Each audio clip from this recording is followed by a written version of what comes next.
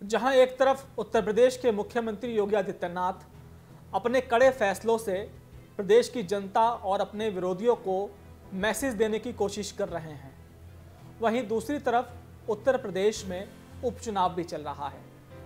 जिस तरीके से मैनपुरी में समाजवादी पार्टी ने पूरी ताकत लगा रखी है, तो वहीं योगी आदित्यनाथ ने भी अपनी टीम को कह रखा है कि किसी भी हालत में ये सीट मुझे चाहिए। वहीं दूसरी तरफ पश्चिमी उत्तर प्रदेश की जो खतौली विधानसभा सीट है, यहाँ पर भी सरकार की जो प्रतिष्ठा है वो दांव पर लगी हुई है। चूंकि उत्तर प्रदेश के मुख्यमंत्री योगी आदित्यनाथ हैं और वो इस बात को जानते हैं कि एक भी सीट लूज करने से उनकी परफॉर्मेंस पे फर्क पड़ सकता है, लिहाजा जो उनके रणनीतिकार हैं वो एक एक सीट पर काम कर रहे हैं। जहां तक खतौली की बात है दोस्तों, ये जो मैं आपसे इंफॉर्मेशन शेयर कर रहा हूं ये सारी सोर्सेस के हवाले से है। देखिए, वहां पर जो उपचुनाव हो रहा है, वहां की जो कैंडिडेट है राजकुमारी सैनी, उसका ग्राउंड पर काफ़ी विरोध है, लेकिन भारतीय जनता पार्टी की मजबूरी थी उसको टिकट देना। अगर वो चुनाव हारती है, इससे परसेप्शन कहीं ना कहीं भारतीय जनता पार्टी का खराब होगा।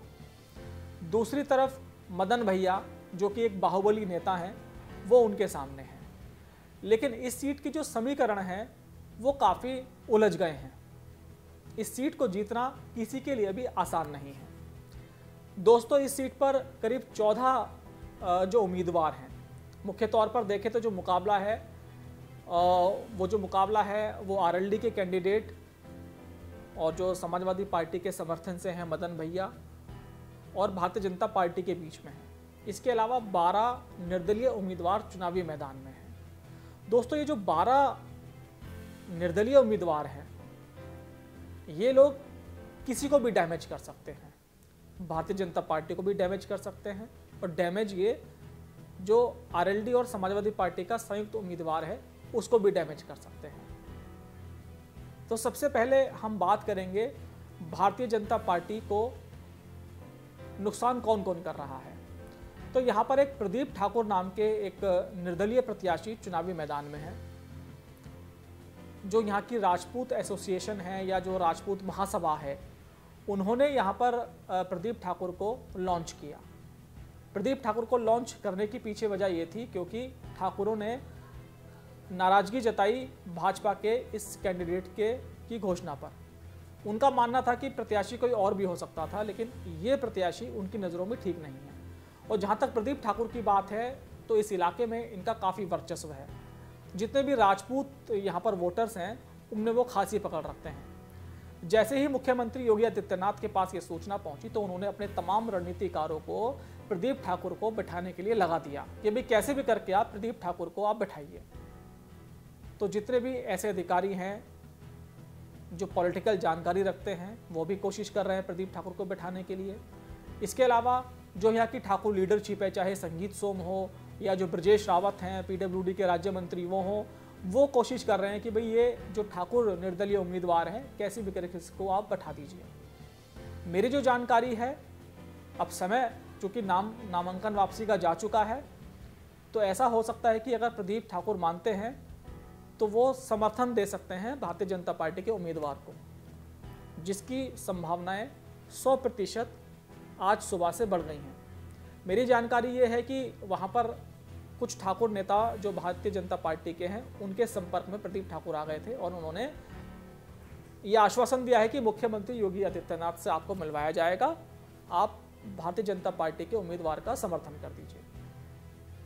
दूसरी बात, संजीव बालियान की प्रतिष्ठा भी यहाँ पर दांव पर लगी हुई है, जो कि केंद्रीय मंत्री हैं और जो दिल्ली की लीडरशिप है वो संजीव बालियान के ऊपर बहुत ट्रस्ट करती है, और पश्चिमी उत्तर प्रदेश में जाट नेता के रूप में संजीव बालियान को उन्होंने डेवलप भी किया है।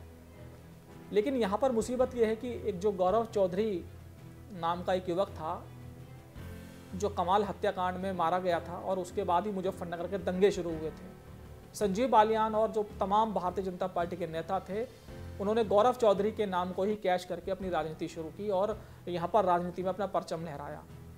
अब से पहले गौरव चौधरी के जो पिता रविंदर हैं, वो भारतीय जनता पार्टी के नेताओं के साथ रहते थे, खासतौर पर संजीव बालियान के वो बेहद ही खास थे।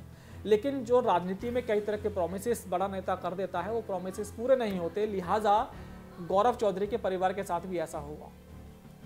अब रविंदर ने अपनी पत्नी यानी कि गौरव चौधरी की मदर को चुनावी मैदान में ताल ठोकने के लिए भारतीय जनता पार्टी के सामने खड़ा कर दिया है। तमाम वो जाट वोटर्स के बीच में गौरव की मां जा रही है और वो कह रही है कि भाई हमारा उपयोग तो भारतीय जनता पार्टी ने सत्ता हासिल करने के लिए किया। जगह जगह ये लोग हमें लेकर घूमते रहे, लेकिन आज तक हमें न्याय नहीं मिला। नेता तो बहुत ज़्यादा बढ़ गए, लेकिन जो इस कांड में मारे गए थे पीड़ित, उनको ना तो कोई राजनीति में हिस्सा मिला, ना उनको नौकरी मिली, ना ही उनको मुआवजा मिला। इसलिए वो बीजेपी के खिलाफ चुनावी मैदान में है। हालांकि केंद्रीय मंत्री संजीव बालियान को टास्क दिया गया है कि भाई आपकी बेल्ट का मामला है, और निर्दलीय प्रत्याशी, चूँकि गौरव हत्याकांड बड़ा ही फेमस हत्याकांड था, और जो तमाम जो जाट वोटर्स हैं वो किसी का भी अगर वो भावनाओं में बह गए तो काफ़ी डिस्टर्ब चुनाव हो सकता है, क्योंकि आरएलडी ऑलरेडी जाट वाली पार्टी कही जाती है और है भी। जाटों का जो रुझान है वो एक समय में आरएलडी के साथ रहता था। हालांकि जब से भाजपा ने एक नई लीडरशिप डेवलप की, उसके बाद उनका झुकाव दोनों तरफ हो गया। तो ऐसे में जहां एक तरफ आरएलडी की जो चीफ हैं वो भावनात्मक कार्ड खेल रहे हैं, और जो प्रत्याशी उन्होंने लॉन्च किया है वो गुर्जर प्रत्याशी हैं, तो ऐसे में भारतीय जनता पार्टी फूक फूक कर कदम उठा रही है। तो जो राजपूत नेता हैं उन्होंने अपना काम कर दिया है प्रदीप ठाकुर को मनाकर। अब बारी संजीव बालियान की है कि वो कैसे भी करके जो भी जाट प्रत्याशी हैं उनको वो बैठाए, ताकि चुनावी राह आसान हो जाए। एक चर्चा इलाके में और चल रही है। जो भारतीय जनता पार्टी के नेता हैं वो मेहनत करते हुए कम दिखाई दे रहे हैं। उनका मानना है कि भाई एक सीट हारने जीतने से सरकार ना किसी की आ रही है ना किसी की जा रही है, इसलिए वो बंद कमरे में बैठ गए हैं। तो इसका नुकसान भी भारतीय जनता पार्टी को हो सकता है। लेकिन जो भाजपा की टॉप लीडरशिप है, और खास तौर पर उत्तर प्रदेश के मुख्यमंत्री योगी आदित्यनाथ, उनकी निगाहें एक एक सीट पर लगी हुई हैं। भले ही भारतीय जनता पार्टी के कार्यकर्ता इस चुनाव में ज़्यादा इंटरेस्ट ना ले रहे हों, लेकिन उनके कुछ निजी जो रणनीतिकार हैं वो हर इलाके में सक्रिय हैं और कैसे भी करके उपचुनावों में जीत के लिए वो प्लानिंग कर रहे हैं। तो दोस्तों, मैं अपनी वीडियो के माध्यम से आपको उत्तर प्रदेश में चल रहे उपचुनावों की पल पल की रिपोर्ट देता रहूँगा। धन्यवाद।